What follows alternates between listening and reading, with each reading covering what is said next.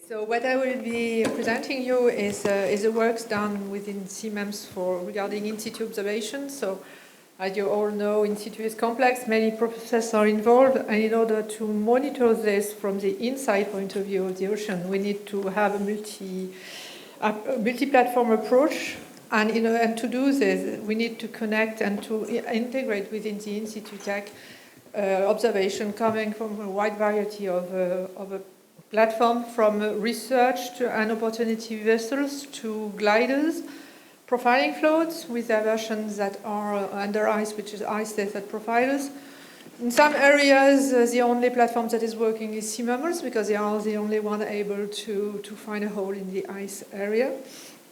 We are also ingesting data coming from drifting buoys, and when we are moving more to regional scale, we are integrating data coming from mooring, tide gauges, and recently from HF radars. So the wide variety of platforms, they have all the advantages and their drawbacks, and they also have, we need to know, we need to know them really in order to understand how the measurements have been performed using this platform. So the objective of the in situ TAC is not to operate observing system, but to collect this in situ data coming from multi-source, multi-platform, heterogeneous data, and to perform consistent quality control processes on them so that we can distribute and you can use them without taking into account what has been the platform that has been measuring it. So we do it in near real time within 24 hours, mainly for forecasting operational activities, but also we know that we have some researchers that are working with this near real time data. And we also do reprocessing on a more delay mode level with more scientific assessment of the data in order to provide the accurate information for reanalysis purposes and climate research activities. So to do this, we have been organizing the in situ TAC the same way that CMEMS is organized, through different regions with a global component and 6 regional components related to the Eurogoose rules. And we are also relying on scientific expertise in order to enhance the quality of the data, to better develop the multi-year products and support the MFC for BGC assimilation. And in terms of evolution, we are working on ingesting and integrating new data sets. And I will be focusing on the HF radar. Carbon data will be later within the green ocean presentation, as well as the BGC. And we are monitoring also monitoring what we are doing, because we are connecting to we have lots of interface with the outside world. Just as a summary, so we have really in our system 2 main data streams. One data stream for near real time, where we are connecting to a lot of providers that can be from international organizations or from our regional partners in the Eurogoose rules in the region. We are doing automatic QC, which means that automatically we try to detect the data that are not coherent with the others, that are obviously bad, that have went through all the other QC procedure. And we are also homogeneizing everything so that you have in a unique format with a unique vocabularies, you have access to, you can use all this data. We are synchronizing between the different elements of the in situ thematic center in order to provide in each region as much as possible data that we have been collected, even if it is another region or another partner that has been collecting the data. And we distribute all the data through the central distribution unit that is operated by another element of CMEMS. And in delay mode, what we do is that we are using additional methods that can be statistical methods, that can be comparison with climatology, that can be whatever you can think. We are trying to detect additional data and additional anomalies. And we have all this information that are checked by APIs, checked by scientists, and that decide whether or not this data is really bad, or if it is a real climate signal that need to be passed to the MFC so that they don't lose this important information. And this is distributed through the REP product. So in a few numbers, it's more than 7,000 platforms that are active in real time and provided to you. As a whole is more than 37,000 platforms that are integrating in the Situ TAC, more than 300 providers. And what is important also is that we only have one data policy, open and free for redistribution within CMEMS. And this is important. We are not integrating in the CMEMS stack data that are restricted use. This was a choice. It then has a limitation, but we can then provide the services and the data to the community, not only inside CMEMS, but also outside CMEMS. And in the maps that you have here, you can see the observation of the latest months, and you see that the more we go to European seas, the more data we have, thanks to the connection to the European partners. So in terms of products, we are working on a limited number of parameters compared to other in situ providers like CDataNet, EMONET, or others. But we are providing data in near real-time reprocessed way, and also working on deriving with the MFC ocean monitoring indicators. So we are mostly contributing to ocean monitoring indicators, and very few are only computed from in situ alone.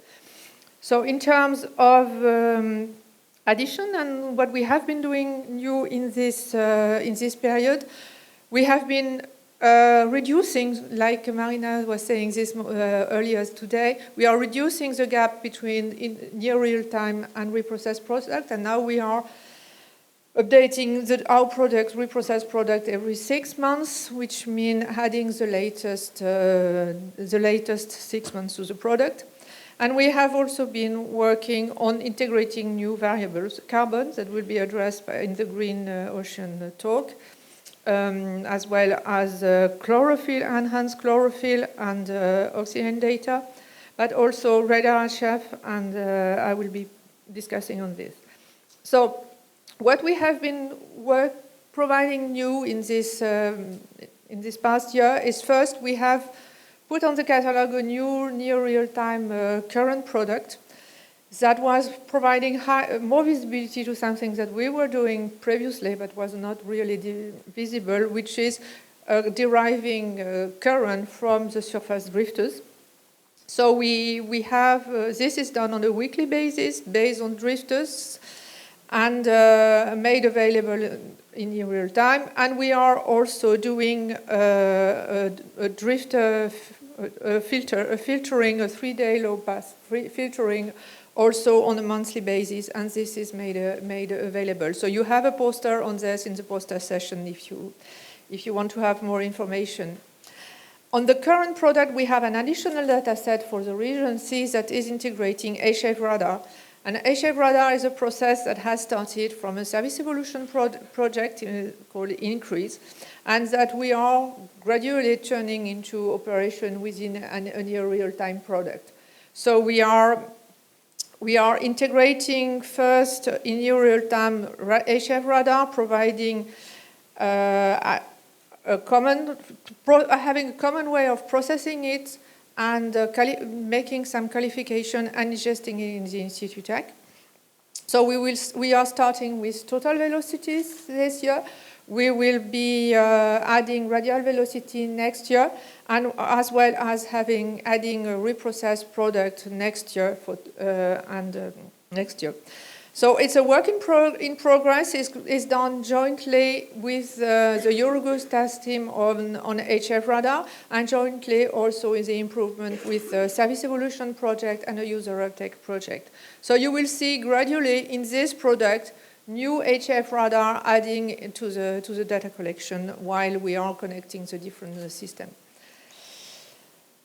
Another product that we have been working on is the Easy CORA product. So CORA product is a TNS reprocessed product that we have been providing in the past 10 years that is now updated every 6 months, where we work both on the newest data available but also on the full time series.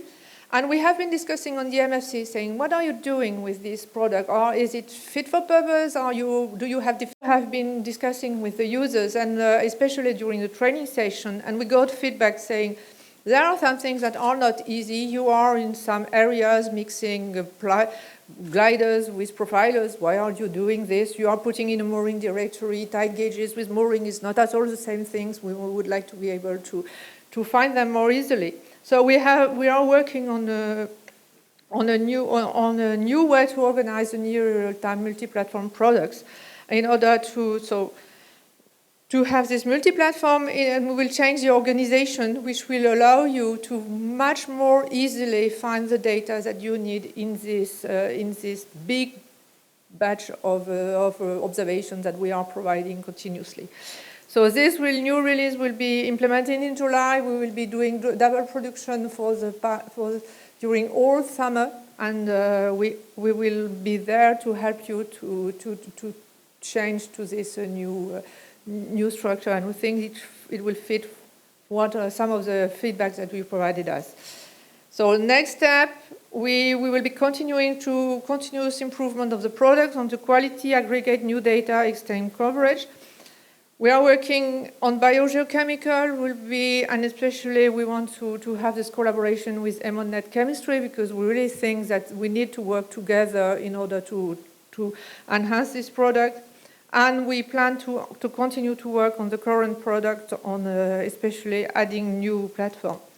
The challenges that we have is that the catalog of product is increasing from physical to biogeochemical products, and we need to involve new expertise in the INSAC team. So at one point, I will start to have a huge team.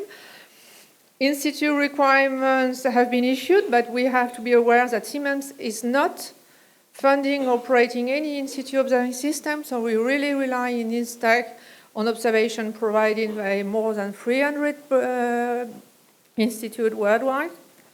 We know that there are some data that exist that are open and free for redistribution, but we need that are not open and free, and we need to work with providers to unlock access to this existing data, trying to build a win-win relation with these providers, really understand why they have difficulty in sharing their observation.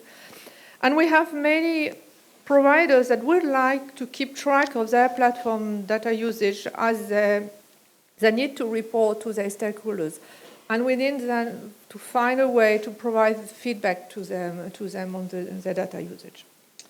And I think it's so. So if you need to, we have also a website that is complementary to what is provided in Stack, and where we try to put more information, and you are encouraged to. Some of them will be connected to the Siemens website, but we try to inform you. I think so.